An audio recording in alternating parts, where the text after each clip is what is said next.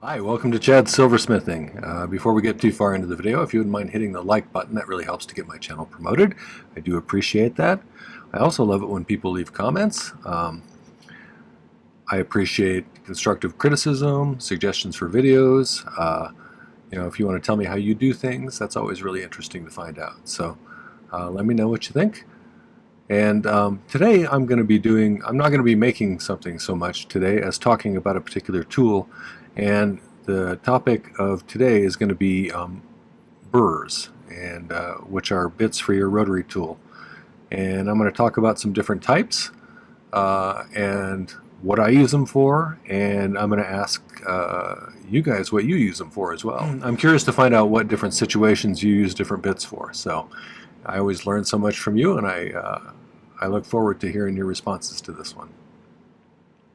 Before we start, though, I need to thank some groups of people. My patrons over on Patreon are my core group of supporters. They are a marvelous group of people, and they've created this wonderful community over there, and I really wanted to thank them for that. Thanks so much. My YouTube subscribers, we just passed 17,300, I think. I can't keep numbers in my mind sometimes. And that's amazing and wonderful, and I really, really want to thank you for the nice comments, because sometimes people tell me that they're getting things from these videos, and it really is kind of moving, so thank you for that. I do also appreciate the super thanks and the buy me a coffees. That really helps with the cost of materials. So, and those of you who bought my recent book as well. All right, well, let's get started on the video. This is one of my design idea books that I have on my merch store if you're interested. I have, on recent ones, I started putting some useful information on the back sides of them. This one has fractions of an inch to decimals to millimeter conversion tables, and I find that super useful. One of the other ones also has American wire gauge to millimeters, which I think people overseas might find useful. I generally try and tell people what the millimeter measurement is anymore.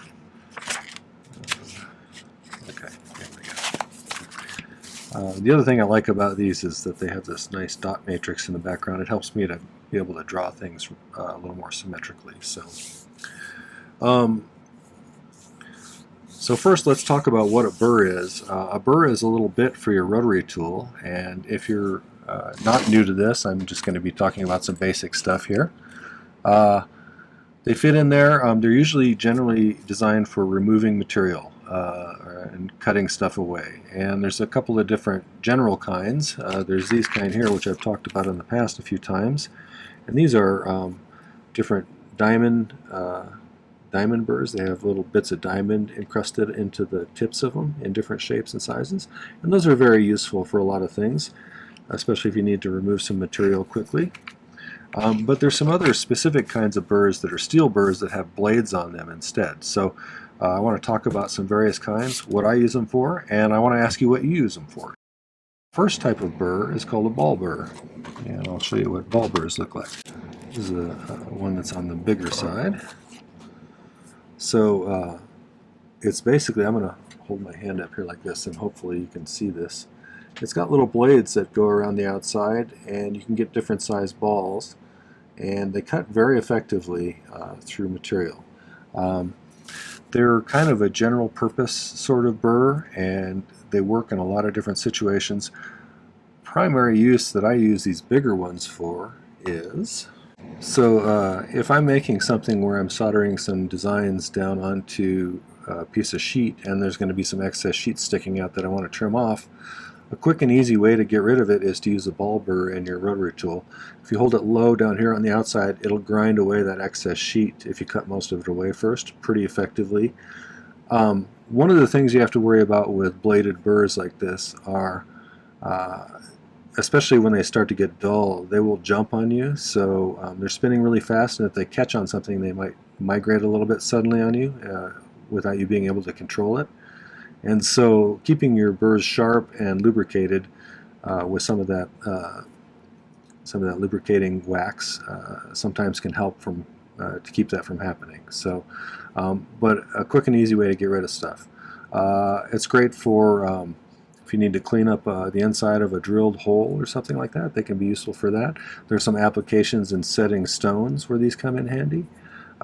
They're just a really general use, remove material quickly and kind of carve things away with them. They're very good for that. And if you're doing little, tiny settings, you need to cut a groove for the girdle of a stone or something. These little tiny ones here, I doubt you'll be able to see this, but you can cut a nice line right into the silver there, and it'll leave a nice, neat, clean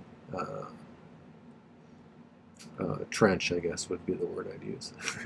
So another purpose that or another use that I've found for ball burrs is if I'm going to make rounder balls on my charcoal block by melting silver, if I want the bottom to be a little bit rounded, if I cut a half sphere into the charcoal pad and then I melt it in there, that'll make a nice bottom that's a lot more rounded than it normally would be if you melted some balls on top of these. So that's what the other thing I use ball burrs for. Ball burrs are handy for a lot of things. I use those all the time. Tell me in the comments what kind of things that you use them for. I'm always curious how people use their tools differently than I use my tools. So heart burrs, they have kind of an angled head that's sort of diamond shaped, but if you look at it, it's round from the top looking down. The other ones I have are very, very small. This one's still pretty small, but if you can see, it's got an angle going upwards, and then it peaks up that way. So it creates kind of a wide cut in things like that. And it's most useful really for if you're cutting some seats and some prongs for a stone to sit in. You can get them in several different angles, like 60, 30, 45, different things like that. And whatever one suits your kind of stone you're using, you could cut a nice, neat little seat in there with it. So that's mostly what I use them for. Again, what do you use them for? What other purposes have you found for these things? Always curious how people do things. Third, setting burrs, and I'll show you one of these. I have a big one to show you so you can see it better. These come in a whole bunch of different sizes, and they are most useful from my experience, and I don't have much experience with this particular technique, is flush setting, for cutting the seats for flush setting. You can also use them to cut the seats for tube settings and things like that. I've successfully flush set one thing so far, so I need to practice that a little bit before I can show you how to do that. But when I do, I will certainly make a video about it.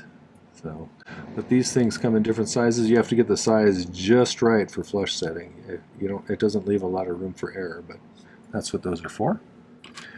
They come in sets. Where's it at here? This is a complete set that goes from very, very tiny to relatively large. So I don't know what the exact measurements are, but you measure them with your calipers and figure out if it's the right one before you use them. So, if you know, are there other uses for those? I'd like to know, because I don't know. I wanted to take a moment to thank people who've bought my newest ebook. Each year I put out an ebook at the end of the year that includes pages for each of the videos that I did throughout the year, and that generally comes to be about 170 or so of them, if you include both the YouTube and the Patreon videos. And this guide will allow you to link right to the videos, but it also has additional information. It has a picture of the final product. It has a picture of my sketch that I do in my sketchbook prior to starting the piece. It also includes kind of a subjective difficulty rating that I give it, as well as some notes about the project itself, whether it was hard, if I would do it differently in the future, did I think the outcome was what I had hoped for, those kinds of things. So it's a great way to have a whole bunch of projects right at your fingertips, and a great way to support my channel. So there's both PDF and EPUB versions. Okay, if you're interested in that, I'll put a link up here for you. Let's get back to the video.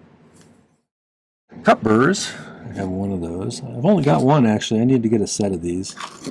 If you look at it from the end, you can see this one's pretty worn out. Most of the blades have kind of gotten dull in the middle, but it's got blades going around the inside of a cup shape, and they're great for rounding the ends of wires primarily, or prongs. If you need to round the end of a prong, these work great. And they come in all different sizes as well. So, any other uses for those? Does anybody use them for something different that I'm not aware of? Okay. Cone burrs look like this, and the real purpose that I found for these is to, you know, when you drill a hole with a drill bit and it leaves kind of a rough opening on the back side mostly, sometimes on the front side a little bit too if you skate it around. Sticking this in the hole to where it can kind of take off those little metal shavings that are left over after you drill the hole really makes for a nice, neat opening or entrance for a hole. So it makes it look a lot nicer. That's what I've always used those for. I don't have one of this one. It's called a bud burr, and it's like a ball burr, except for it kind of comes to like a point at the top a little bit. It's a rounded point. It looks like a tulip bulb almost when it's closed. And from what I understand, like I said, I don't have one, but from what I understand, they're very much like a ball burr, except the tip allows you to get into some different spots that you can't get into with a ball burr. So I'll have to get some of those someday. The last one is a wheel burr, and I don't know what these are for. I have one great big one like this. It looks like a little cutoff saw, kind of. But, you know, I suppose you can use it for shaping stuff, but I've never tried it. It always seemed a little bit too coarse for the kind of stuff I was doing. Now they probably make a lot smaller ones. I'm not even sure where I got this one, but if anybody knows what the real purpose of these is, let me know, because I'm curious. Alright, so that's just a few basic things about burrs. Tell me what you think and what you know about burrs. I'm curious to find out what some other interesting uses for these are. There are other types of burrs that I didn't cover, but I think they're a little less common than these ones. These are kind of the most frequently used ones as far as I know. If I'm wrong about that, tell me so. Let me know in the comments. Okay, well that was a little bit about some different kinds of burrs. I hope you enjoyed that. If you did, make sure to hit the like button before you leave. And I'd love it if you take a moment and go to my main channel page. I have 430-ish videos now. I've been doing this at 3 per week for about 3 years. So there's a ton of content here. I think whether you're a beginner looking for beginner information, you should be able to find stuff there for you, including easy projects. If you're at a different level, there's all different kinds of projects at different levels there, and I think you'll be able to find some stuff that you'll enjoy. So check those out. Make sure to subscribe to the channel, hit the bell if you want to get notifications, and don't forget to hit the video description down below. There's some important links. There's a link to my merch store if you want to get yourself one of those nice design idea books that I use for pretty much every video anymore. There's a link to my ebook for 2024, and you can also get the 2023 one at the same place. And that's a great way to have a whole bunch of projects right at your fingertips. There's a link to my Patreon if you want to find out more about that community. That's a great place over there, and I'd love to have you join that as well. So, all right, well, thanks for coming by. Take care. Happy silversmithing.